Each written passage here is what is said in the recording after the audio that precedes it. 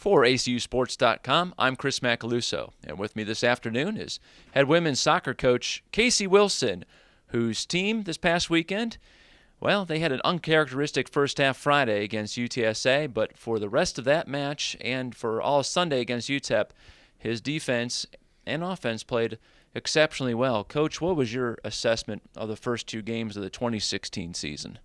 Well, definitely each game was a step forward, and I would say going from half to half is a step forward. Going from the first half of UTSA to the second half, I think we got caught, not identifying our ways out of things in the first half against UTSA. There were definitely some opportunities that we had, but we didn't take advantage of, and especially with the wind behind them and the way that they were pressing us, us not getting the ball out of the back ended up hurting us. Let's talk about your offense, especially second half of Friday night and throughout Sunday. Constantly generated scoring opportunities, but in both games held off the scoreboard. What do you, your coaches, and your attackers need to work on this week to get around the defense and the goalkeepers? Well, a lot of the opportunities that we didn't finish, where we need to work on, is our touch inside the 18. Being able to hold on to the ball when we're in there and get quality shots. I don't know if we had a whole lot of quality shots, but then there were times where we had breakaways, and we just need to have the composure to be able to, to place the ball versus, maybe just try to power it in.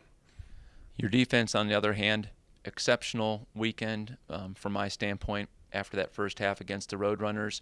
Didn't give up any goals, and when you look at the shot totals from UTSA and UTEP, very low, and your girls did a very good job of keeping them out of the attacking third and off the corner kick as well.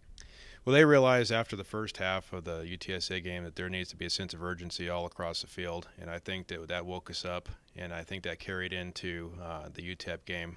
I think that we played with more of a high intensity at a higher level of energy during the the whole 110 minutes of the UTEP game.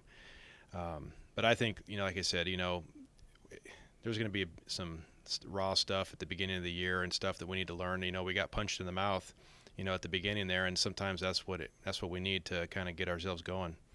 Your schedule toughens up this weekend. You finish up your homestand this Friday at 7 against Oral Roberts, a team you're somewhat familiar with because as you guys were going into the Southland Conference, they were going out. You've played them once, and you get to revisit North Texas for the third straight year. What are the challenges that each of those sides present to your girls? I mean, Oral Roberts has proved to be a great team over the last number of years. We haven't played them since 2013, but they do a good job of keeping the ball. So it'll be a little different game than we played last two games against UTSA and UTEP. But I also think that the UNT game will be very similar to the games we played last week. And so, it's just being able to take one game at a time, prepare for Oral Roberts, and then turn the page after that and prepare for UNT. But we have a tough preseason schedule, and and these are not two exceptions. They'll be very good teams. Oral Roberts of the Summit League comes to ACU this Friday at 7, and then on Sunday at 1, Casey Wilson and the Wildcats visit the defending Conference USA champions from North Texas. For ACUSports.com, I'm Chris Macaluso.